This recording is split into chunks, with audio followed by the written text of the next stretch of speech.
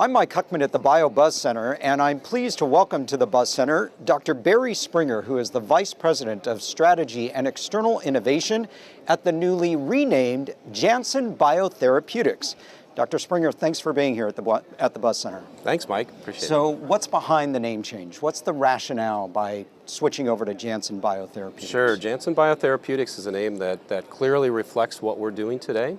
As we've embarked on a change in how we address certain unmet medical needs, the targets have become. The old name was the Biotechnology Center of Excellence, which clearly addressed what we did in those days. But now we've moved to a paradigm where we're much more sophisticated and complex in what we do as we address much more complex drug targets these days. Or J-Bio for short? J-Bio is very catchy, and that's what we've used as a shortened name.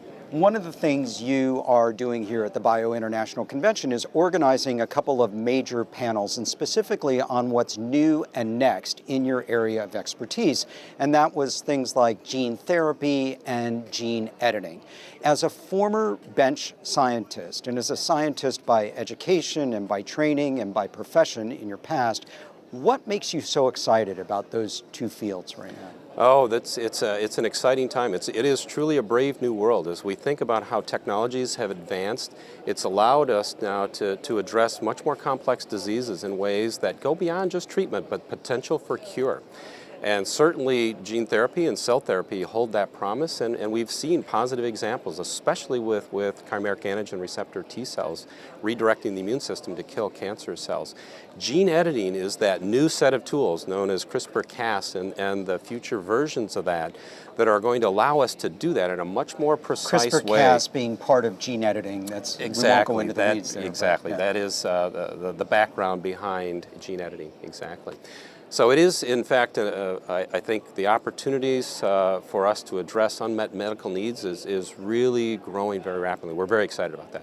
Dr. Springer, as your title might suggest, external innovation, you are part of the scientific due diligence team when you look at potential external partnerships, whether it's with academic institutions, whether with government outlets, or whether with other life sciences companies. What are your key criteria when you're given something to take a look at? Sure. I think there's, first of all, we're strategically, we know what we're looking for, whether it's in a particular disease area. We have disease area strongholds that allow us to build deep expertise, that allow us to be much more successful. And also on the technology side, we're very strategic about what we're looking for because it's designed to address either an area that we are not adequately covered today, or we knew has the potential to move us into a new area, whether it's new product lines or a new way to address a very complex disease. So, but for us, it's really about building those relationships, building the trust with academics, small company entrepreneurs, or even government officials to make sure that when they talk to J&J, there's a one face, there's the credibility that comes with working with J&J and knowing that when we're a partner, we're all in. We're there to help them be successful because we know if they're successful, we have a great opportunity to be successful as well. And there's a lot to look at these days, for sure. There is a huge amount to look at, which is very exciting. And as a technology guru, I love seeing the technology that's out there and being developed for early technology in drug discovery and development. It's very exciting. Dr. Barry Springer, the Vice President of Strategy and External Innovation at Janssen BioTherapeutics, or J-Bio. Thanks for joining us at the BioBuzz Center.